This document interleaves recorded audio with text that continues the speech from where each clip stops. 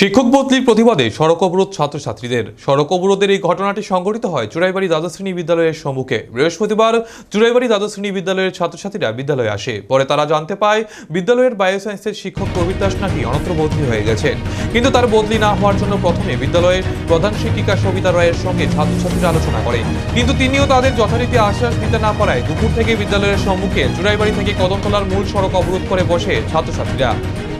তাদের একটাই দাবি, তাদের পরীক্ষার প্রাক মুহূর্তে শিক্ষক প্রবীর দাসকে অনত্র বদলি করা যাবে না। এতে অবশ্য দুর্ভোগের শিকার হন যাত্রীরাও। অপরদিকে প্রধান শিক্ষিকা সবিতা রায় জানান, বায়োসায়েন্সের শিক্ষক প্রবীর দাসকে আনন্দবাজার দ্বাদশ শ্রেণী বিদ্যালয়ের ডেপুটেশনে পাঠানো হচ্ছে এবং তার পরিবর্তে সমীর দাস নামে অপর একজন শিক্ষক তড়িঘড়ি চুরাইবাড়ি দ্বাদশ শ্রেণী বিদ্যালয়ে দেওয়া হয়েছে। কিন্তু তাতেও ছাত্রছাত্রীরা সন্তুষ্ট নয়। তাদের দাবি, পরীক্ষার প্রাক মুহূর্তে প্রবীর দাস নামের শিক্ষক তাদের প্রয়োজন। এখন দেখার বিষয় শিক্ষা দপ্তরের উচ্চ আধিকারিকরা ঘটনাস্থলে আসেন কিনা এবং ছাত্রছাত্রীদের দাবি কতটুকু সফল হয়। আমরা এটাই দাবি যে আমি হলাম চুরাইবাড়ি স্কুলের ক্লাস 12-এর একজন ছাত্র। তো আমাদের প্রত্যেকে দেখা যাচ্ছে যে ছাত্র বেশি আর শিক্ষকের মাত্রা কম আছে।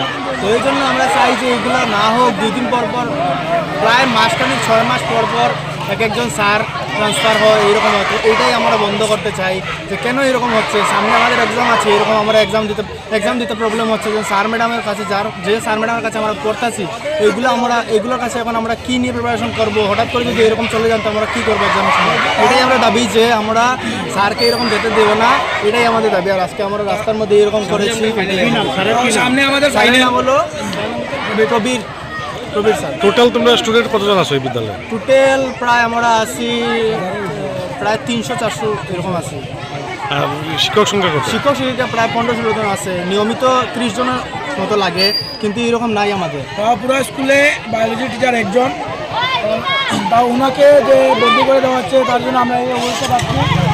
পুরো স্কুলে শিক্ষক হওয়ার দরকার প্রায় 30 জনেরও বেশি, সেইখানে 14 থেকে 15 জন শিক্ষক, এর মধ্যে বায়োলজি টিচার একজন। তাও 2 দিন পরে 2 মাস পরে 6 মাস পরে একজন টিচার বদলি হচ্ছে। সামনে আমাদের এক্সাম, আমরা কিনে সেই জন্য আমরা আজকের এই কতক্ষণ তোমরা এই অবরোধ করবে? প্রায় ঘন্টাখানিক হয়ে যাচ্ছে। কতক্ষণ থাকবে অবরোধে? যতক্ষণ না আমাদের দাবি মানা হচ্ছে ততক্ষণ এই আন্দোলন চলবে।